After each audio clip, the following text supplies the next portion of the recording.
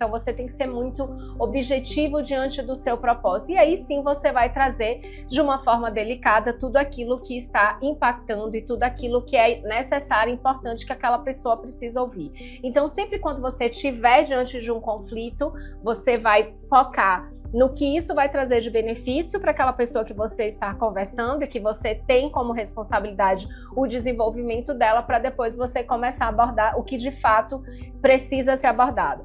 A segunda coisa é aborde com foco em performance e impacto. Como assim, Neila? Aí sim, você vai trazer qual o comportamento ou o que está tendo no resultado, e é importante ela entender, e por isso que a gente já falou aqui, né, nos episódios anteriores, daquele feedback ser contínuo e ser de imediato, porque ele precisa entender exatamente quais impactos aquele comportamento que aquela pessoa está tendo ou aquela atitude que está gerando qual resultado.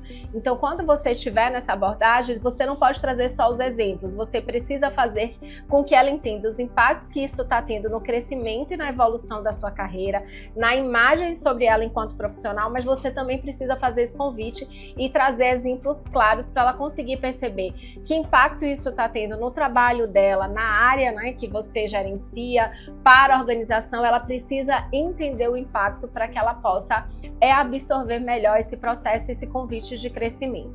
São 3 coisas, na verdade, que eu já tinha visto em outros podcasts também, e esse comentou algumas.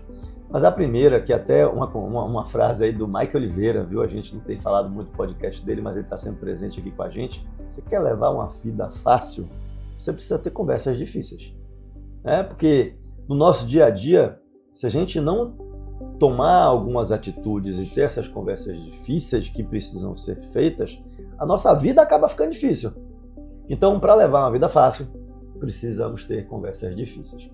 Outra coisa que eu achei muito importante estar nesse podcast Terceiramente é o seguinte: algumas pessoas, se perceberem que você foge de conversas difíceis, elas podem se aproveitar disso e querer colocar você em situações que você, por conta de não querer enfrentar e ter uma conversa difícil, acaba que as pessoas, vamos dizer assim, se aproveitam disso. Então, isso é uma coisa para a gente tomar o extremo cuidado.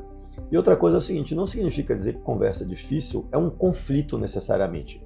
Às vezes não é, às vezes você tem que dizer um não e é uma coisa mais difícil. Não significa dizer que existe um conflito ali instalado, né?